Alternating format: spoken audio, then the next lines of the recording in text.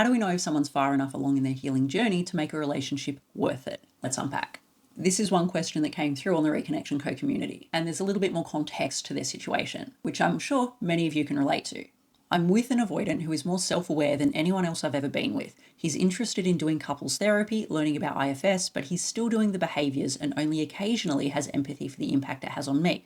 Is that enough? Great question, and I'm sure so many people can relate to this situation. Because being with someone who is somewhat self-aware but is still acting out their unhealthy behaviours can be quite confusing. And we do need to remember that awareness alone does not equal emotional safety. So to get clarity, we need to reflect on both things, their trajectory and your well-being within the dynamic. So firstly, awareness versus integration. Are they just talking or naming their patterns? Or are they working to catch and repair those unhealthy behaviours when they're happening in real time? Secondly, consistency over promises.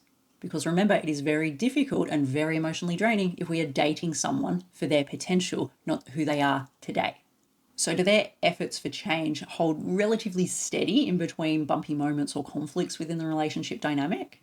Or does their effort only show up after things get quite bad, or there's a relatively high degree of conflict, or you are very upset?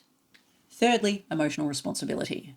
Are they taking ownership of how they're showing up and how that impacts you? So for example, I can see how I withdrew there and I can understand why you're a bit upset by that. Or is it more of, you're being too much, I just needed some time on my own? That's a little bit more deflective and not overly healthy because it's quite dismissive and invalidating. So true responsibility is about self-reflection, not self-protection. Fourth, their empathy window. You need to figure out if their transient levels of empathy is enough to make you feel safe, seen, heard, and validated. Because for many people, empathy that just comes and goes isn't enough.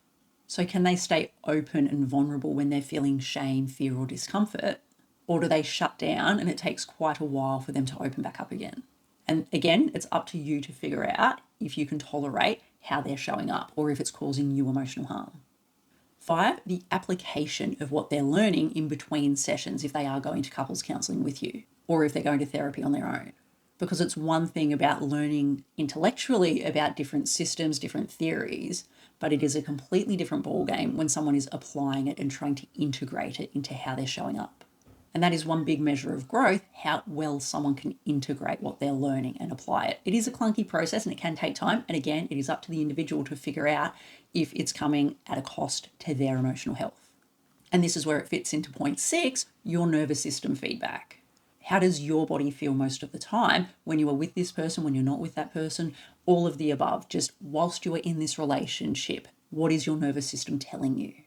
Do you feel safe and grounded or anxious and on edge? Our nervous system and body tracks emotional safety long before our mind will cognitively pick up and rationalize it.